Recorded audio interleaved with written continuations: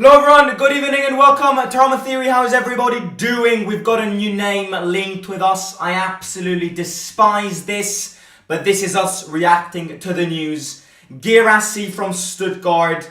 Apparently Roma's considering to trigger that buyback clause, which is around 17.5 million euros. It's not a lot of money. I'm gonna discuss Guirassy. I'm gonna give my little opinion on him. Angelino is a player, it's probably going to be the first player that Guirassy is going to permanently buy for us. Apparently we have 24 hours to trigger this buyback clause and make this loan permanent while spending 5 million, which is not a lot of money. So positive and negatives on that, and opinion on that. I also do want to speak about the something very nice, the Primavera, the youth team. The under-19s yesterday. I watched yesterday's game, yesterday's derby, the semi-final of the league, Roma against Lazio, where Roma won 3-2. And I have got a lot to say from that game, because I can proudly say that I watched the entire of that game yesterday. And I think I can say a few things of a few interesting players. And then of course, we're in Australia, the team has landed. What's the time difference? I still need to get used to it.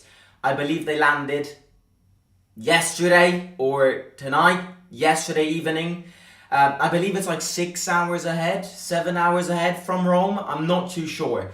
But yeah, it's a pretty useless friendly game. It's only to do with marketing, to be honest with you. It's a friendly game to remember Agostino, who passed away today, many years ago.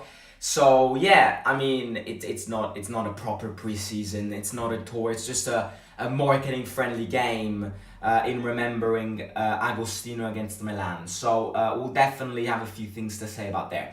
But how are we doing, my friends? As always, don't forget to hit the like. I hope your week is doing well. Wednesday, we're halfway through it. Go on, we've got 50% more to go, and then we've got the weekend. No Roma this weekend. It's gonna be weird, but the Euros are about to start, so that is very exciting. So yeah, don't forget to hit the like. If we can get many likes on this video, it would be great. Also subscribe if you haven't already.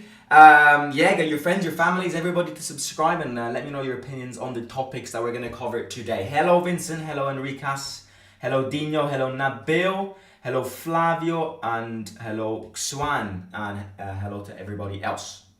Right, Guirassy. It's not the first time we've been linked with him.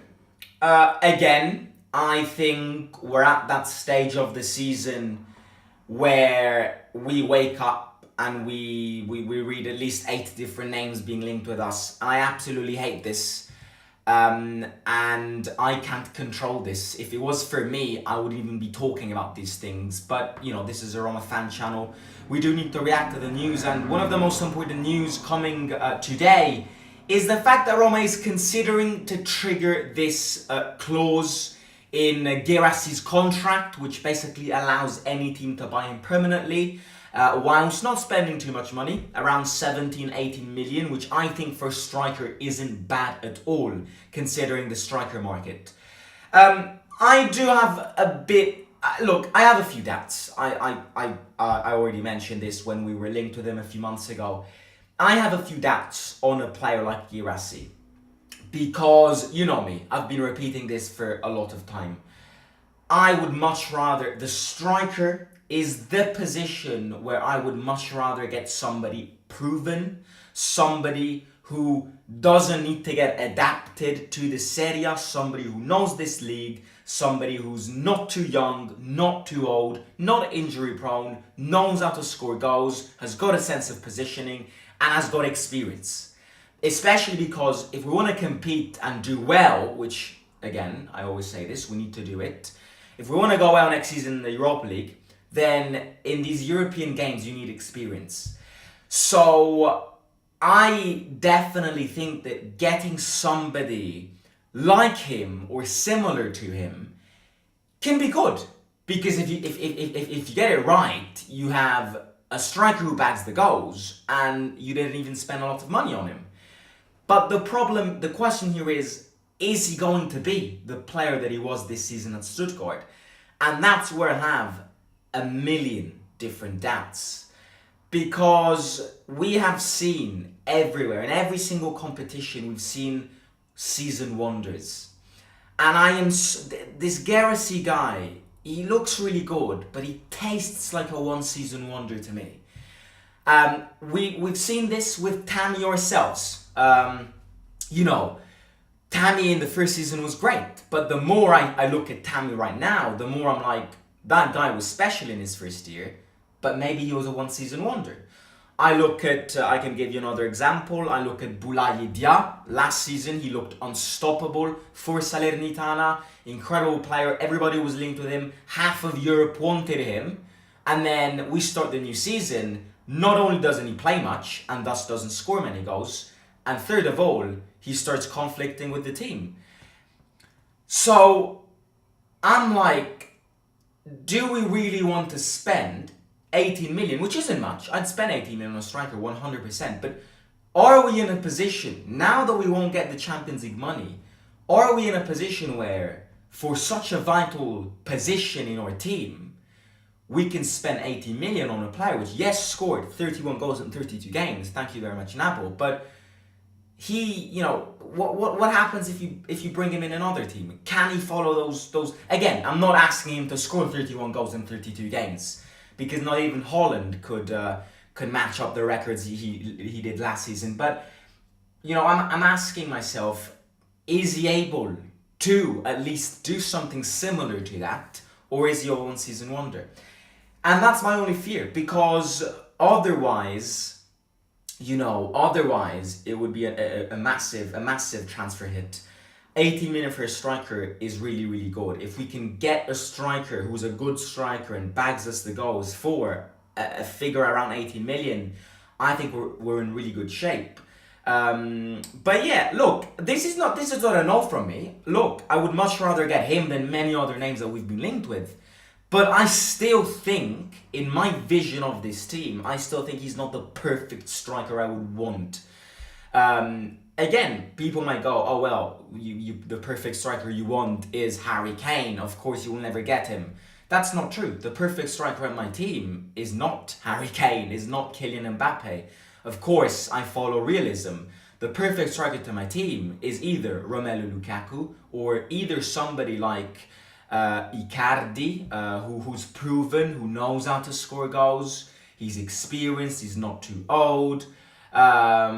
It's just, and people might not want Icardi. Again, I'm not saying Icardi is my first pick, but I've said this already. I would much rather get a striker who comes here and starts bagging goals than somebody who might come in and have 3 months of adapting.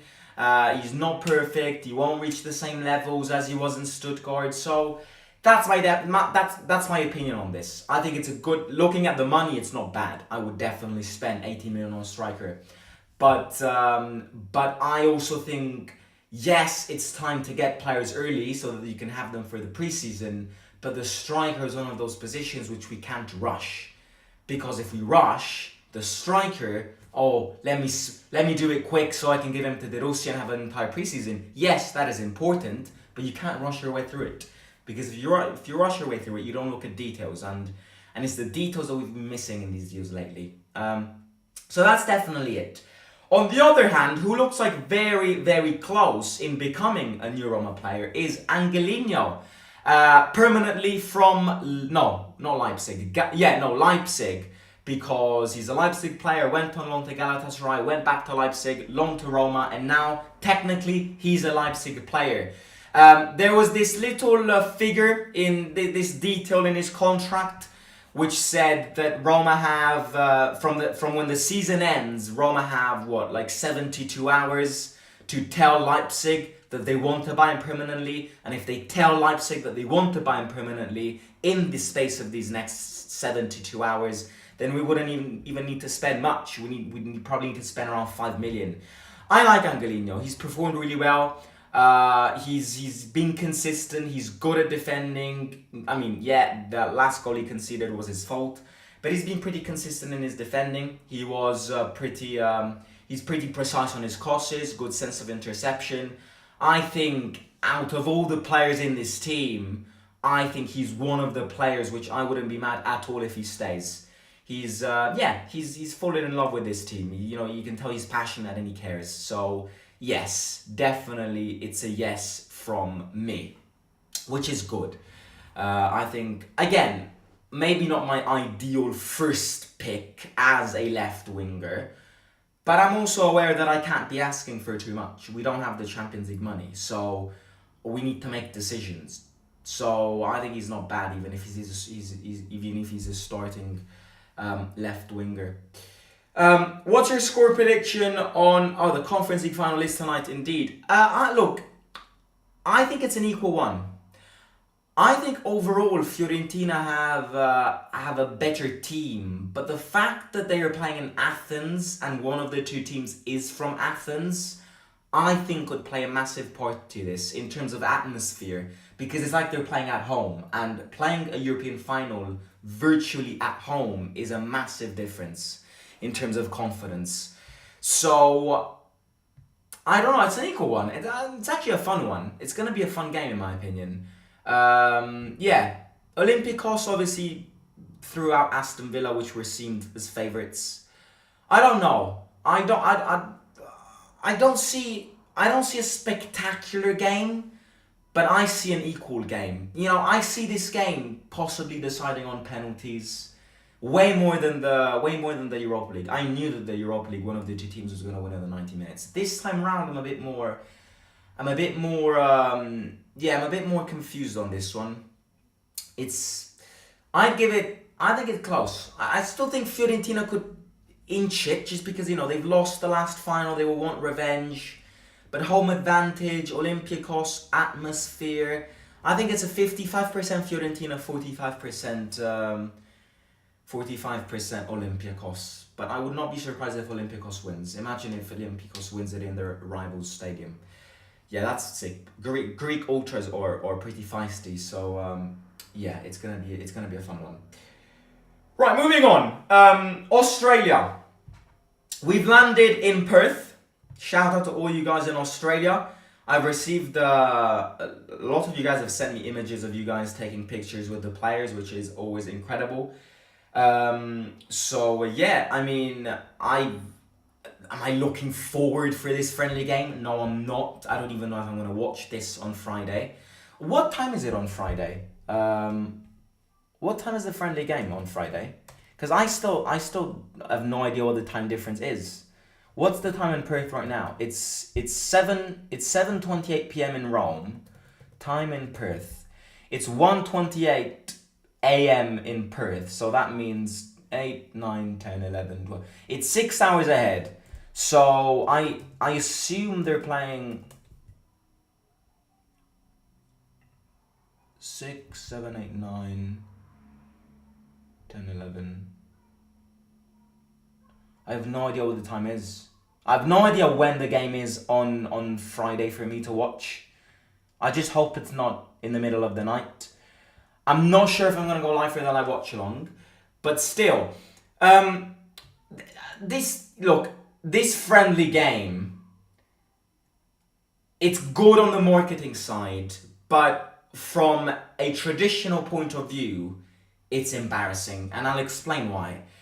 Now, this friendly game is a friendly game basically in remembrance of Agostino, which died today many years ago. So they organized this friendly game to kind of, in the name of Agostino, who is the ex-Roma player who suicided, many years ago.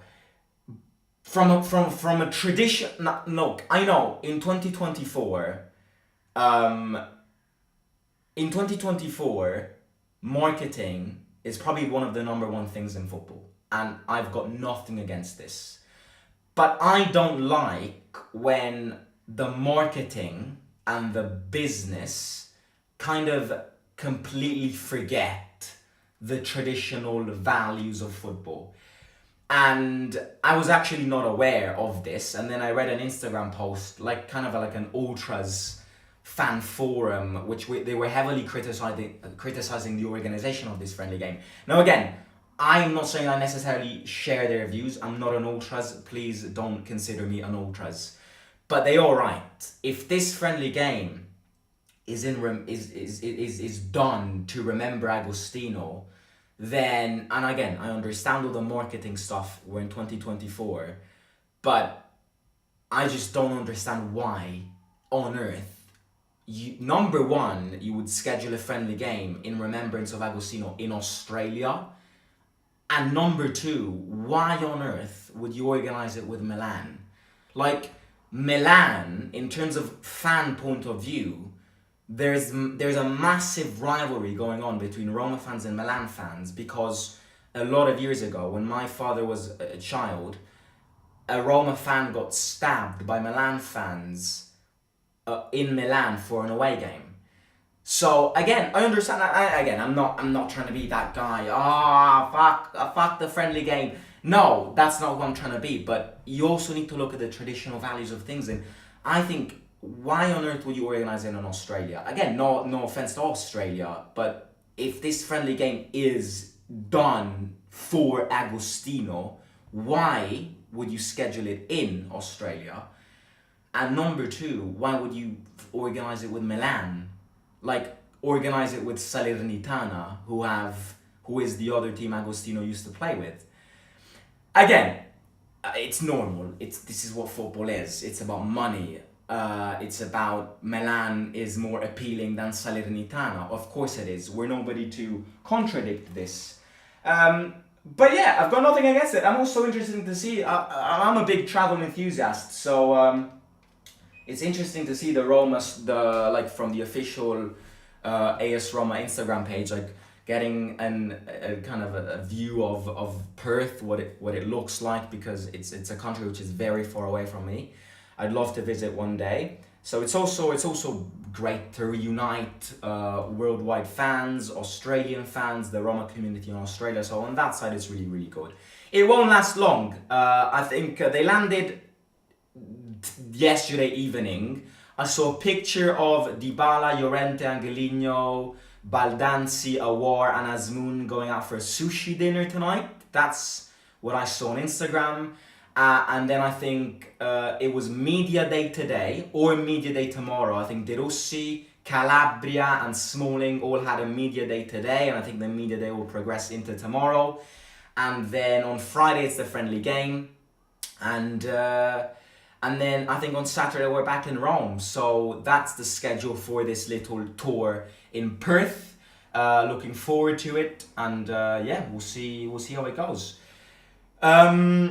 Which isn't bad. Little update on the team news. All the players which have been named from their own respective countries for the Euros have not been called up for this friendly game. Lukaku, Pellegrini, Cristante, Mancini, Osharawi, Zalewski, Cristante, Rui Patricio, Lukaku, all of these players did not travel with the team. Dybala did travel with the team. Korsdorp also traveled with the team. Dump him with the Kangaroos and run away. That's the number one mission for this Australian tour. Go there, play the game, dump him in a koala zoo, and then jump back in that plane and escape. Run away, quick, go.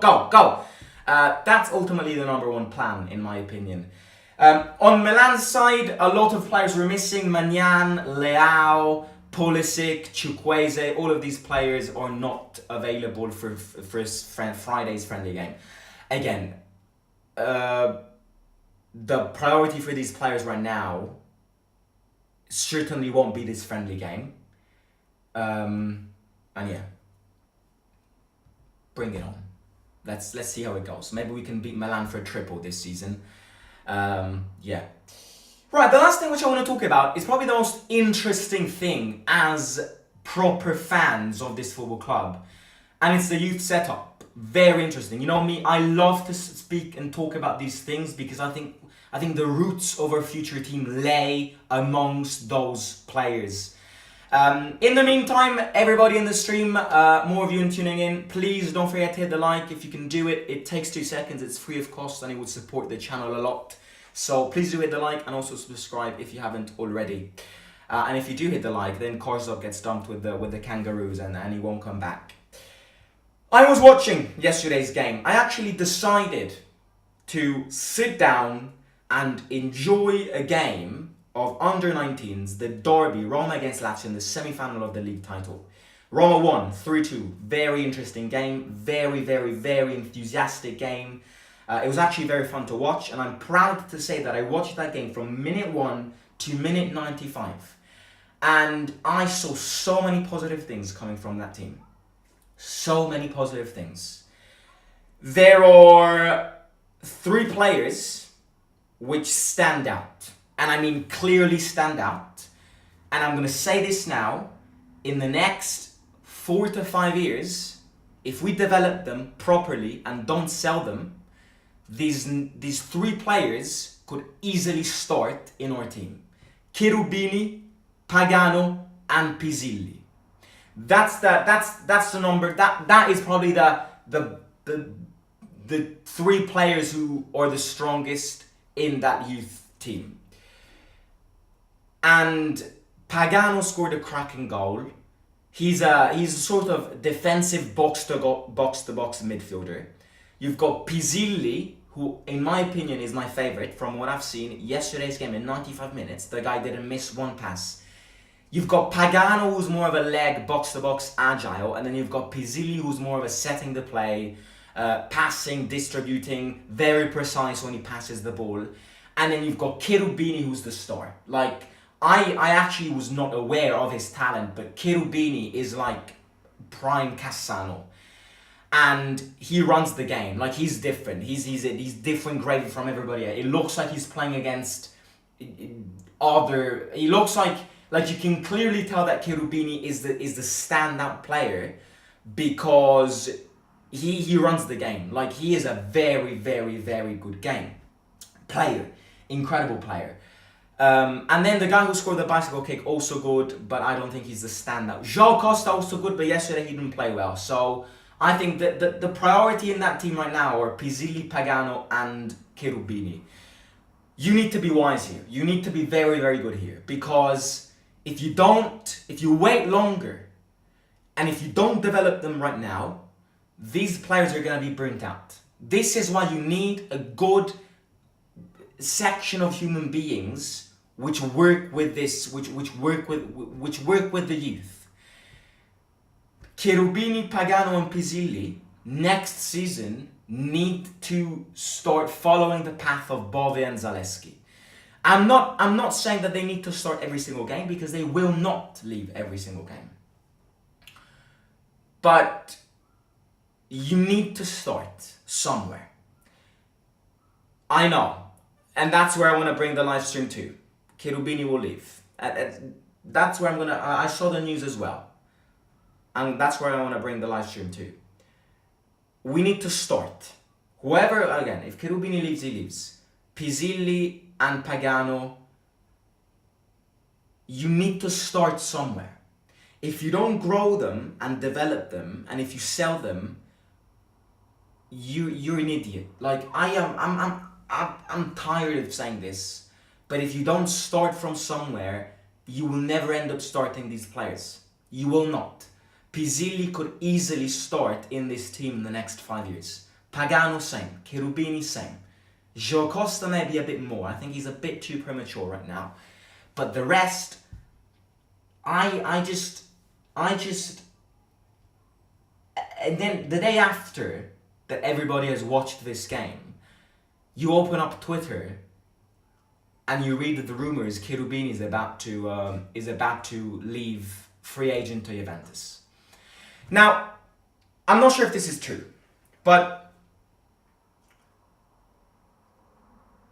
this must be a joke. Like, I give up. I give up creating these players and then selling them. Like, I have genuinely had enough of this.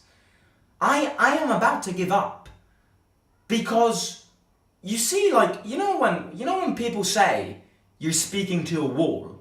Yes, I am. We are speaking to a wall here, because the more the first team plays shit, and the more we are in need of these emerging players that we need to dump, grow, develop, and all of that. And then if we sell these players, do you really understand that we are speaking to a wall here? Because don't repeat the same mistakes as Frattesi. Don't repeat the same mistakes as Scamacca. Don't repeat the same mistakes as who's the other guy who used to play for us, and then we sold somebody else. I can't remember his name right now. Like, and then you're like, oh no, I sold Frattesi. What am I doing? And then you proceed in selling these players. Can you explain to me what we're doing? Can you explain to me what your idea is around these players and why you're selling them? Because we as fans have had enough of this. I have had enough of having such a good youth setup and then selling all of these players. Like, I have literally had enough of this. So if we sell Cherubini, I will be pissed off, fuming. I will chain my arms on the Trigoria gate. It's not possible to go on forward like this. It's not. We cannot move forward if we sell all of these players. Now again, I saw comments of people going, Cherubini's a great player, but he doesn't have his head. Like, he doesn't have a brain. A lot of people who know Cherubini say he's a great player, but he's like Cassano, he's like Balotelli, great talent. He's like Kyrgios in tennis. Great talent, incredible player, but he doesn't have his head. Like, he's too deconcentrated and stuff. And I'm like, okay, if that is your excuse, fine. But you need to realize that no football player is perfect. If we sell all of our players because they don't have a good mentality or if they don't have a head, then we might as well sell them all, because no player has a head. No player is perfect. Every player makes mistakes. And in fact, some of the best players out there are actually well known for not having a head. Maybe not the GOATs of the GOATs, but, look at Cassano. You remember Cassano, incredible talent. That guy didn't have a head. Balotelli, same. Dele Alli, another one. Like, we can't just sell these players because they don't have a mindset. They don't have a brain. Sell them because they don't respect my team. I think that's fucking bullshit. That is absolute bullshit. Because you know how many players there are outside the world that don't have a head and are like rocking everywhere. Maybe okay, it adds a toxic level to your team, but I'm like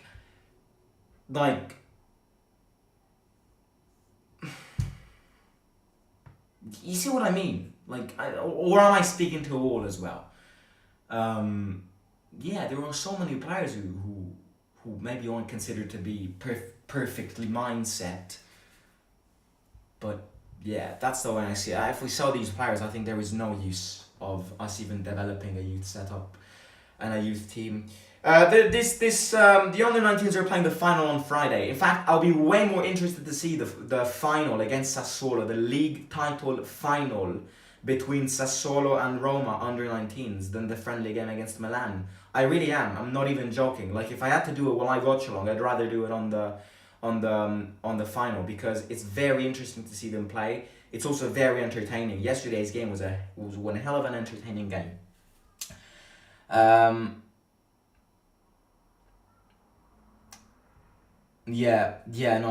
definitely agree. The whole team should be sold, and you should bring new players from Italian lower leagues. Not the whole team, but a large majority of this team needs to be sold.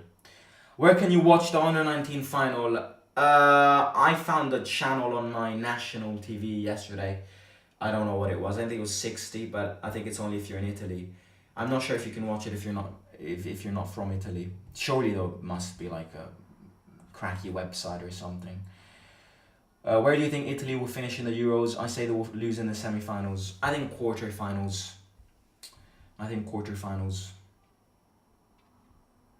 I'd like for us to try to land Duvan Zapata says Quebec. I think the game is 7 p.m. in Perth. 7 p.m. in Perth means if it's 6 hours ahead, 19 minus 6, 13. It's at 1 p.m. my time, which isn't too bad, but I'll probably be at school.